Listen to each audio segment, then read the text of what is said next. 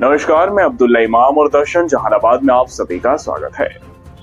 आज हम बात करेंगे बिहार की राजनीति की और इंडिया गठबंधन के द्वारा बुलाए गए बिहार बंद की। एक एक कर पंक्तिबद्ध तरीके से बिहार बंदी के कुछ खास तस्वीरों के बारे में हम बात करते हैं। जैसा कि हम जानते हैं कि इलेक्शन कमीशन के द्वारा बिहार में मतदाता सूची पुनरीक्षण का कार्य किया जा रहा है, लेकिन जब से ये कार्य बिहार में शुरू हुआ है तब से एक खेमा लगातार इसका विरोध कर रहा। वो खेमा है इंडिया गठबंधन यानी कि विपक्ष का। विपक्ष के नेता इसे वोटबंदी बता रहे। बिहार में जब से पुनरीक्षण का कार्य शुरू हुआ तब से लगातार तमाम बड़े नेता इसका विरोध कर रहे और जुबानी तौर पर इस फैसले के खिलाफ नाराजगी जाहिर कर रहे थे। लेकिन जब जुबानी तौर पर विरोध करने के बाद भी कुछ सुनवाई नहीं हुई तो बिहार बंद का आह्वान इंडिया गठबंधन के नेताओं के द्वारा किया गया और उनकी ये कोशिश रही कि इस एक्शन के जरिए इस कार्य का विरोध किया जाए। सुबह से ही सूबे के तमाम जिले के इंडिया गठबंधन के कार्यकर्ता हाथों में पार्टी का झंडा लिए सरकार के खिलाफ आवाज बुलंद करते हुए बिहार बंद को सफल बनाने की कोशिश कर रहे थे। ये तस्वीरें जहानाबाद की हैं। गाड़ियों को रोका गया, सड़कों पर आगजनी की गई, सरकार के खिलाफ नाराजगी जाहिर की गई और नारेबाजी भी खूब हुई।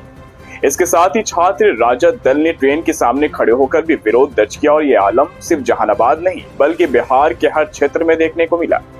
खैर, ये मामला कोर्ट में गया है और देखना होगा कि बिहार बंदी का क्या फायदा होता है और कोर्ट इस पर क्या फैसला सुनाती है। अब हम बात करते हैं बिहार बंद से जुड़े दूसरे पहलू की, जिसने पूरे बिहार में खूब सुर्खियां बटोरी। दरअसल इस बिहार बंद को और मजबूत करने, इस बिहार बंद को और भी धार देने के लिए दिल्ली से राहुल गांधी पटना पहुंचे।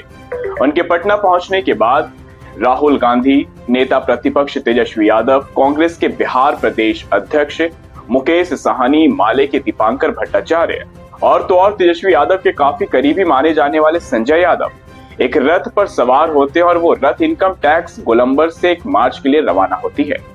लेकिन इस मार्च के दौरान जो एक तस्वीर निकल कर बाहर आई उसने बिहार की राजनीति के ऊपर में कई अहम सवाल खड़े कर दिए। जी हां, गरीबों के मसीहा कहे जाने वाले पूर्णिया के वर्तमान निर्दलीय सांसद कांग्रेस के नेता पप्पू यादव को उस रथ पर चढ़ने से रोका गया जिस रथ पर राहुल गांधी सवार थे, और सिर्फ रोका ही नहीं गया बल्कि धक्का भी दिया गया।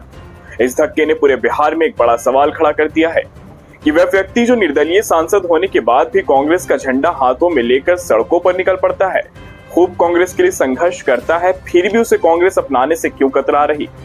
आज की बात की जाए तो आज सबसे ज्यादा समर्थकों की भीड़ किसी नेता के साथ थी तो वह थे पप्पू यादव।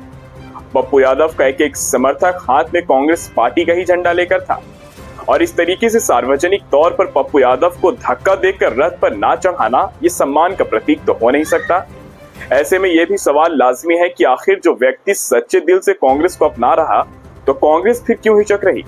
क्या कांग्रेस का कोई बड़ा नेता पप्पू यादव से डरता है या फिर पप्पू यादव की लोकप्रियता कुछ नेताओं को बर्दाश्त नहीं हो पा रही। खैर, जो भी हो, लेकिन आज की घटना ने यह दर्शा दिया कि पप्पू यादव भले ही खुले मन से कांग्रेस पार्टी को अपना मान रहे हो, लेकिन कांग्रेस पार्टी अभी भी उन्हें अपना पराया मान रही है।